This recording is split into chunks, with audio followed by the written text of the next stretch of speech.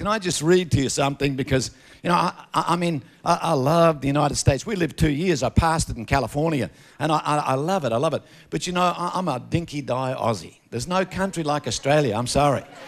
I'm telling you. And when I lived there, they used to say, when you're going to become a citizen? I said, why settle for second best? I'm sorry. Or feel that love coming already. But you know what bothered me? That everything seemed to be, all the translations were either American or they're English or they're German or something, and that annoys me. You know, I go out in the outback, I go to RSLs and schools, and, you know, they don't even talk like that. So I thought it's about time somebody brought out a true Australian version of the Bible.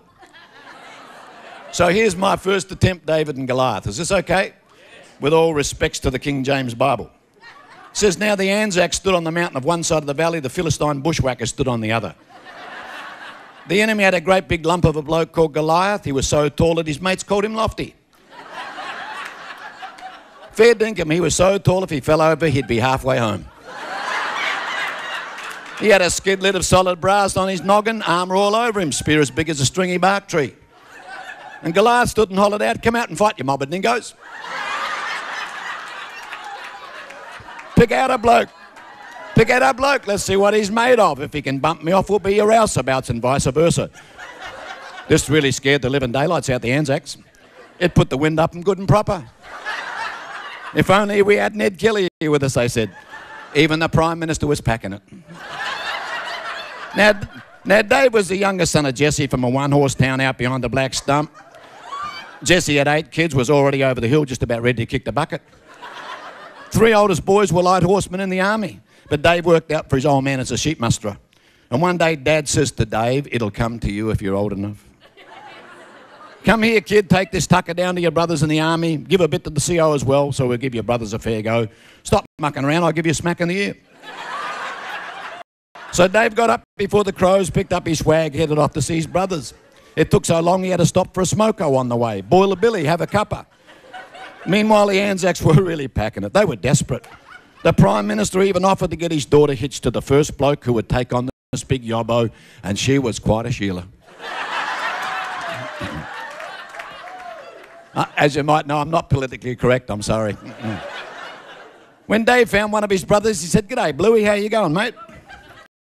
Bluey then told Dave what Goliath had been saying about him. And Dave said, "Who does this great big nong think he is? He's got more front than a rat with gold teeth. Just let me have a go at the big Goliath. I'll do him like a dinner." Bluey really did his block. What do you think you are, you little drongo? You better stop shooting your mouth off or you'll come a proper cropper.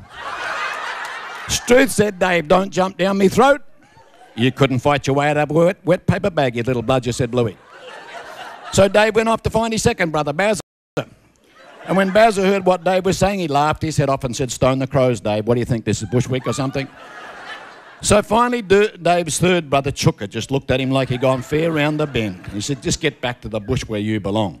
So Dave went off to find the Prime Minister, and look, he said, "I'll give it a go. I'll take on that big old yobbo." The Prime Minister looked at him and he said, "You got 2 chances of killing old Lofty, mate, yours and Buckley's."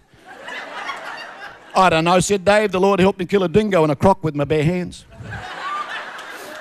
So the Prime Minister saw that Dave was fair dinkum. He finally gave in and gave Dave his personal armour. But Dave could hardly walk with it all on. "This is hopeless," he said. "Struth, mate, I'm trussed up like Don Bradman in all this flash gear." So he walked out to meet Goliath, carrying nothing but a Shanghai. And when the giant saw him coming, he laughed his head off and said, "What do you think I am, kid of Goliath? Just take 1 step closer, you'll get the biggest knuckle sandwich you've ever had." "Come off the grass, yelled Dave. "Just because you got a head like a hubcap, you think you're a big wheel."